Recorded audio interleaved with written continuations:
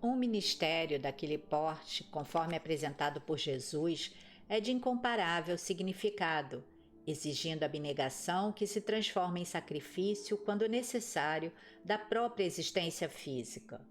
A construção de um reino de amor e de plenitude, no deserto dos sentimentos, assim como no charco das paixões, é de invulgar esforço, impondo luta contínua e denodo incessante.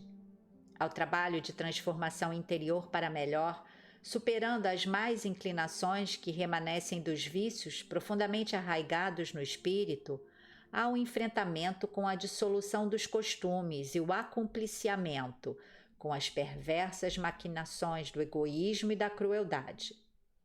O mestre, com a sua visão especial, penetrando no futuro da humanidade, sabia dos exaustivos labores que se reservavam a todos quantos lhe fossem fiéis, irrigando a aridez do terreno moral com o próprio sangue, muito do agrado dos primitivos e incréus adversários da harmonia.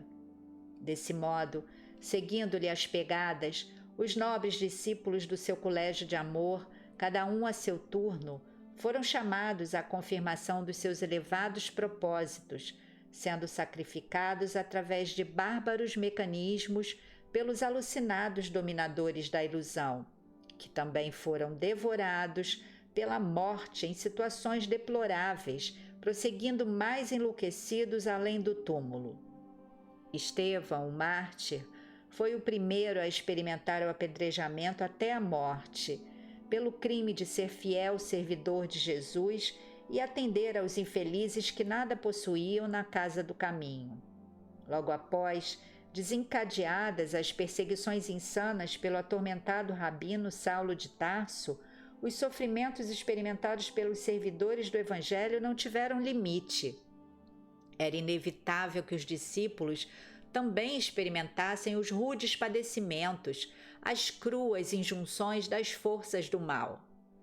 No governo infame de Agripa, recrudesceram as perseguições. Um pouco antes, porque vivenciassem o Evangelho na infeliz Jerusalém, assassina dos profetas e hedionda criminosa na sua infame perseguição e morte de Jesus, os discípulos Pedro e João, cuja sombra caindo sobre os enfermos curava-os, foram aprisionados, e porque não lhes fossem encontradas culpas, como se isso fosse importante, conseguiram a liberdade. Essa, no entanto, foi de efêmera duração, porquanto novamente foram presos e dessa vez flagelados, experimentando a agonia das chibatadas, e sendo-lhes imposto que abandonassem os labores, o que seguramente não atenderam. No ano 42, o herdeiro de Herodes mandou ceifar a vida de Tiago Maior, o devotado irmão de João, o futuro evangelista, a golpes de espada, conforme se refere Flávio Joséfo e os amigos testemunharam.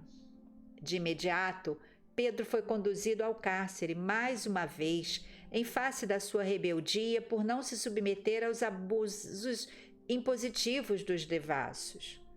Posteriormente, no ano de 62, o outro Tiago, cognominado Justo, foi atirado de um terraço do templo e assassinado a pedradas ante a algazarra dos lobos humanos famélicos de desgraças.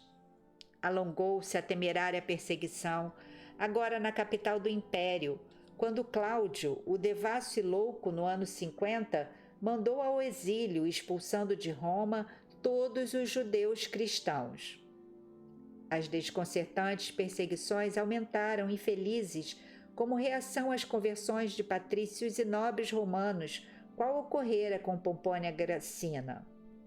Durante a governança hedionda de Domício Nero, o matricida, uxoricida e assassino comum, após o incêndio da cidade, transferiu a responsabilidade do crime inominável aos discípulos de Jesus e tiveram início sistemático as crudelíssimas perseguições com toda a fúria da plebe miserável e do patriciado indiferente aos destinos humanos.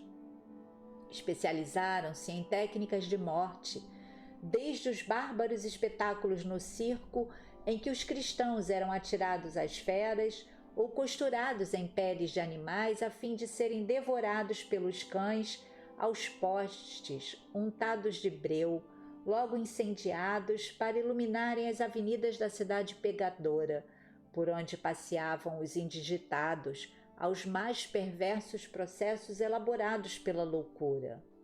Enquanto aumentavam as conversões em toda parte no império, mais terríveis faziam-se as vinganças, inúteis, porém, se desejavam silenciar a verdade, transformando o martírio em desejo incontido por aqueles que se entregavam a Jesus.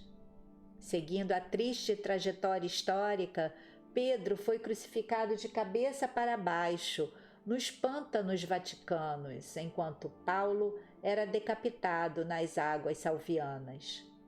Nas paisagens gloriosas da existência do apóstolo das gentes, podem-se anotar todos os testemunhos que padeceu, desde as flagelações impostas pelos judeus por 5 vezes diferentes, as aplicadas pelos romanos através de virgas dilaceradoras.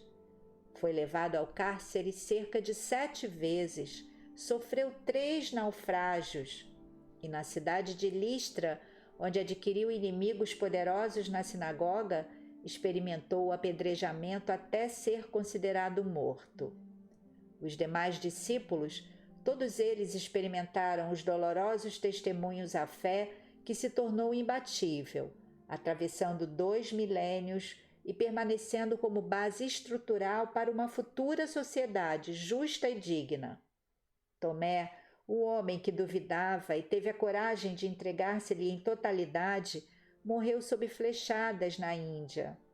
André também foi crucificado em Patras, assim como crucificados Simeão Zelota e Matias, não escapando Bartolomeu, igualmente pendurado numa cruz na Armênia.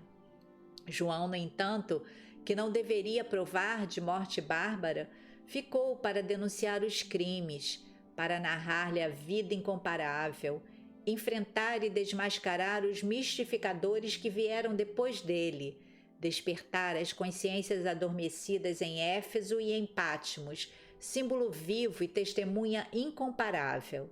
Seu legado à posteridade é dos mais preciosos documentos da veracidade dos seus feitos e da sua vida.